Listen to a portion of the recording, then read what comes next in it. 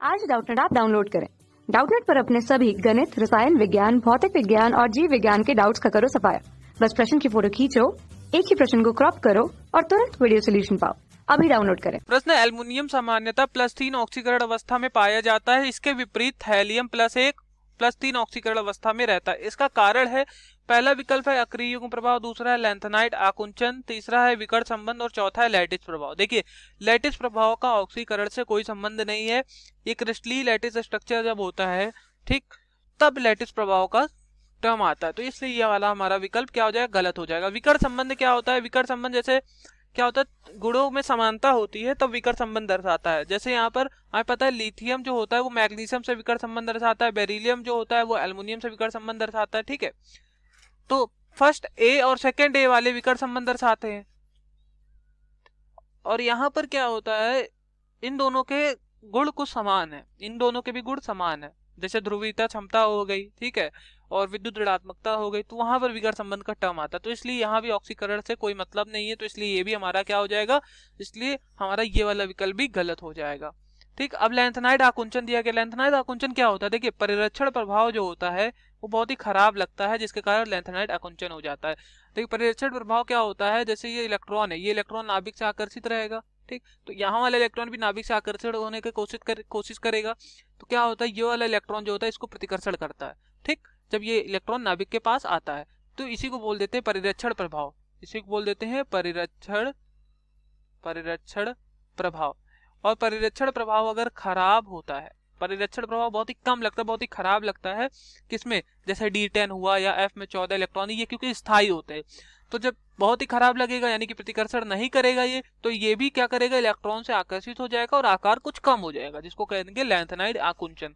इसलिए इसका भी कुछ इससे मतलब नहीं, इसलिए ये भी हमारा गलत हो जाएगा। ठीक है, हम इसको रफ कर देते हैं। अब हमारा पहला विकल्प क्या होगा, सही हो जाएगा।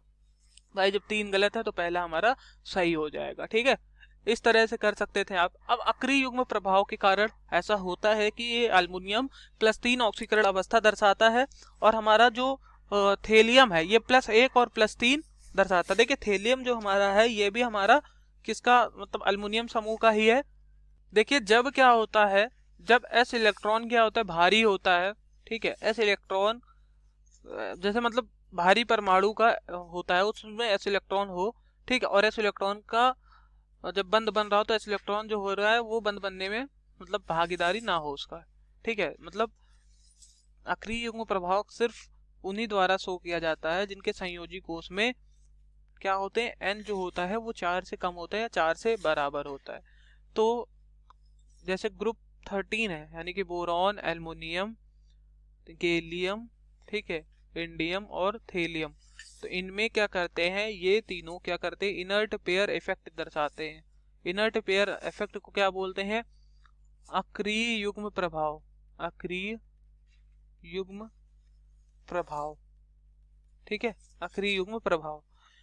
जैसा कि हम जानते हैं कि एल्युमिनियम का परमाणु क्रमांक क्या होता है, एल्युमिनियम का परमाणु क्रमांक होता है 13। तो इलेक्ट्रॉनिक विन्यास क्या हो जाएगा एल्युमिनियम के लिए, एल्युमिनियम का इलेक्ट्रॉनिक विन्यास हो जाएगा नियॉन, नियॉन और 3s2 और 3p1, ठीक है। और यहाँ पर हमारा फिर है थेलियम, तो थेलियम का 81 होता है, 81 परमाणु क्रमांक होता है। तो इलेक्ट्रॉनिक विन्यास जिनॉन और 4f14 और 5d10 6s2 6p1, ठीक है। तो यहाँ पर क्या होगा, ये इनर्ट पेयर दर्शाएंगे क्योंकि n का जो मान है वो 4 से कम है, ठीक, मतलब n क्या है, संयोजी कोष में इलेक्ट्रॉन जो है 4 से कम है। देखिए 2 और 1 3 है, ठीक, और इसलिए क्या करेगा, इसलिए ये इनर्ट पेयर इफेक्ट दर्शाएगा। यहाँ पर 5s2 था। अब यहाँ पर देखिए जरा समझेंगे आगे, यहाँ पर जो शील्डिंग इफेक्ट होता है, ठीक है, जैसे हम बात करते हैं एल्युमिनियम की, एल्युमिनियम में क्या है, प्रोटॉन 13 है, न्यूट्रॉन 14 है, ठीक है। तो यहाँ पर शील्डिंग इफेक्ट जो होता है, परिरक्षण प्रभाव होता है, वो लगेगा, ठीक है। और शील्डिंग इफेक्ट जो होता है, परिरक्षण प्रभाव जो होता है, वो सबसे खराब होता है F का, ठीक, उससे थोड़ा सा ज्यादा मतलब होता है D का, थोड़ा ज्यादा P का, थोड़ा ज्यादा S का, ठीक, मतलब ये पुअर है, ये सबसे ज्यादा पुअर है, ठीक, इसका शील्डिंग इफेक्ट थोड़ा सही होता है, इसका थोड़ा खराब, इसका बहुत खराब, इसका और भी ज्यादा खराब, ठीक है। तो यहाँ पर F आ गया, तो यहाँ पर परिरक्षण प्रभाव बहुत ही खराब हो लगेगा। तो क्या होगा, इलेक्ट्रॉन जो होंगे आकर्षित होने लगेंगे। ठीक है, इलेक्ट्रॉन क्या होने लगेंगे, आकर्षित होंगे नाभिक से, जैसे 4f वाले। तो ये जब इलेक्ट्रॉन आकर्षित हो जाएंगे तो S वाला इलेक्ट्रॉन भी कुछ क्या करेगा, मतलब थोड़ा सा, D वाला भी स्थायी है, D10 है, 4f भी स्थायी है, तो ये इलेक्ट्रॉन आकर्षित हो जाएंगे। तो इसलिए ये ऑक्सीकरण अवस्था कितना दर्शाएगा, एक इलेक्ट्रॉन निकलेगा तो +1, और यहाँ पर 2 और 1 3 इलेक्ट्रॉन निकलेगा तो +3। ठीक, और 5d का इलेक्ट्रॉन नहीं निकलेगा। ठीक है, ये इसी को यहाँ पर क्या हो रहा है, S वाला इलेक्ट्रॉन निकालने में क्या थोड़ा ज्यादा ऊर्जा देनी पड़ेगी, क्योंकि ये वाला परिरक्षण प्रभाव कम था तो इलेक्ट्रॉन मतलब आकर्षित हो गए थे, तो ये वाला भी थोड़ा नाभिक के पास हो जाता है, तो ये इसका इलेक्ट्रॉन भी आकर्षित रहते हैं थोड़ा सा, तो ज्यादा ऊर्जा देनी पड़ती तब इलेक्ट्रॉन निकलता है। ठीक, इसी को अक्रिय युग्म प्रभाव बोलते हैं। यहाँ पर जैसे एल्युमिनियम था, तो एल्युमिनियम +1 ऑक्सीकरण अवस्था दर्शाएगा, क्योंकि अगर इसका साधारण इलेक्ट्रॉनिक विज्ञान लिखो तो 2 8, 3, तो 3 इलेक्ट्रॉन निकल जाएगा, तो 8 और 2 10। ठीक, तो ये अक्रिय गैस का इनर्ट गैस, अक्रिय गैस, उत्कृष्ट गैस का संरचना प्राप्त कर देगा 3 इलेक्ट्रॉन निकालने, तो इसलिए +3 ऑक्सीकरण अवस्था दर्शाता है। ठीक है, तो इसलिए ए विकल्प सही है। Thank you. कक्षा 6 से 12वीं से लेकर नीट, IIT, JEE वो एडवांस के लेवल तक 1 करोड़ से ज्यादा छात्रों का भरोसा। आज ही डाउनलोड करें डाउटनेट ऐप या व्हाट्सएप करें अपने सारे डाउट्स 8400 400 400 पर।